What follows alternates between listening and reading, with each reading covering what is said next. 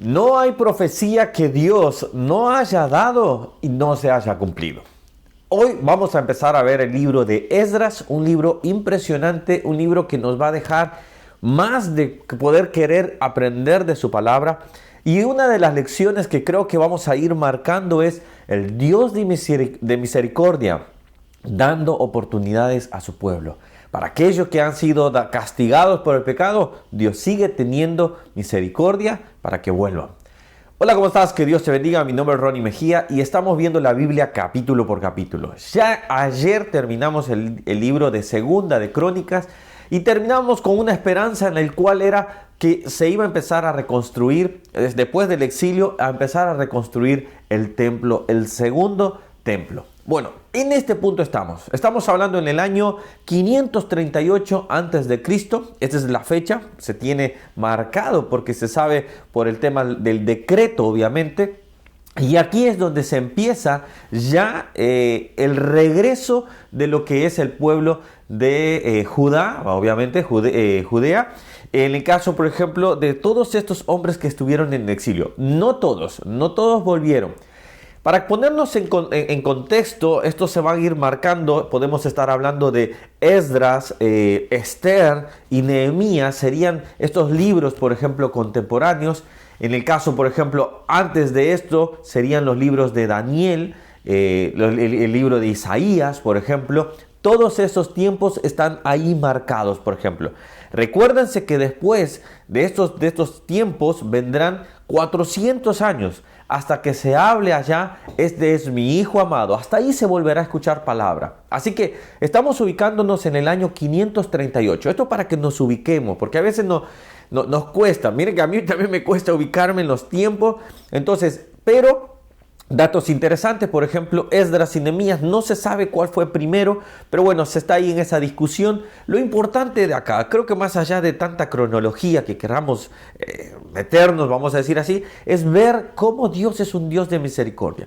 Versículo 1 dice, de Esdras capítulo 1, versículo 1 dice, en el primer año de Ciro, rey de Persia, para que se cumpliese la palabra de Jehová por boca de Jeremías, despertó Jehová el espíritu de Ciro, rey de Persia, el cual hizo pregonar la palabra y también por escrito por todo su reino diciendo, así ha dicho Ciro, rey de Persia, Jehová el Dios de los cielos me ha dado todos los reinos de la tierra y me ha mandado que le edifique casa en Jerusalén, que está en Judá.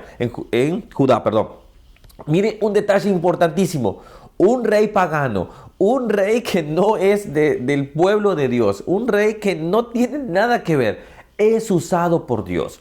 Escúcheme bien esto, Dios puede usar cualquier medio para poder bendecir a su pueblo.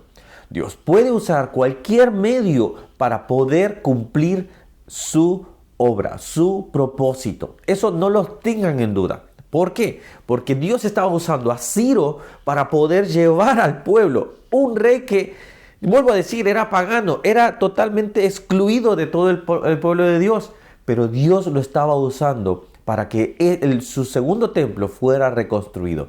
Esto para que en un día la profecía que Jesús diera, que ese templo no iba a quedar nada, que hasta el día de hoy, en el año 70, no quedó nada. Pero aquí estamos en el segundo templo, para la reconstrucción del segundo templo. Dense en cuenta cómo estas cosas son importantísimas. Ahora, veamos, me gusta este versículo y aquí quizás vamos a ir cerrando, pero porque este es el inicio, quiero ir dando un poco de datos, pero también la palabra que Dios tocó en mi corazón. Versículo 5. Entonces se levantaron los jefes de las casas paternas de Judá y de Benjamín, y los sacerdotes y levitas, todos aquellos cuyos espíritus despertó Dios para subir a edificar la casa de Jehová, la cual está en Jerusalén. Me gusta esta parte. Dios dice, todos aquellos cuyos espíritus despertó Dios para subir a edificar la casa de Jehová. Todos nosotros estamos trabajando, todos nosotros hemos convertido al cristianismo, nos hemos apartado de nuestros pecados. Todos nosotros hemos sido golpeados y marcados por el pecado. Esdras nos muestra un Dios que aún habiendo pecado, que aun cuando se hizo pecado, cuando se cometió muchos pecados, Dios sigue teniendo misericordia con su pueblo. Dios sigue teniendo misericordia con la humanidad. Quería todavía que Israel fuera ese pueblo, ese faro, para que todos lo pudieran ver. Pero el pueblo de Israel seguía empecinado en su propio pecado. Pero nosotros que hemos conocido la gracia de Dios y sabemos cuál es el camino que no debemos de seguir, entonces nosotros podemos decir, Señor, gracias. Gracias por tu misericordia. Este es un momento que yo quiero que tú te tomes un instante así de decir, Señor, yo sé de dónde me sacaste. Yo sé qué pecados he cometido. Por esos pecados yo era condenado totalmente a ser apartado de ti, a estar totalmente alejado de ti. Pero gracias por permitirme volver. Gracias por también despertar nuestros espíritus. Esto es algo que nosotros debemos de darnos cuenta. Dios está despertando hoy por hoy en nosotros como iglesia, como su cuerpo, para que nosotros empecemos a reconstruir lo que está destruido. Claramente vendrá un juicio a este mundo. Claramente vendrá malos tiempos, malos momentos. Yo se los digo y esto está en el Apocalipsis, está ya destinado.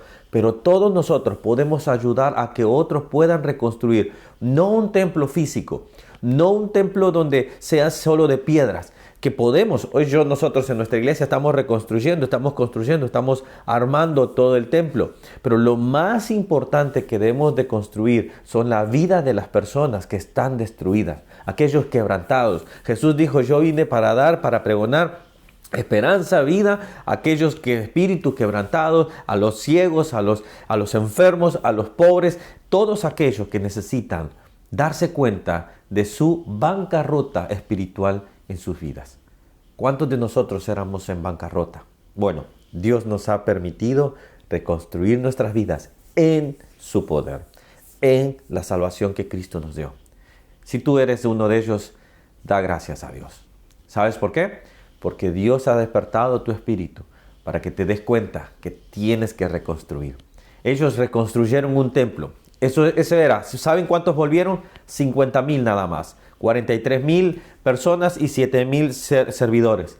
Pero Dios está despertando en nosotros también para que podamos reconstruir un templo. No un templo físico, sino tu templo y mi templo, que es el cuerpo, que nuestro cuerpo es templo y morada ¿de quién?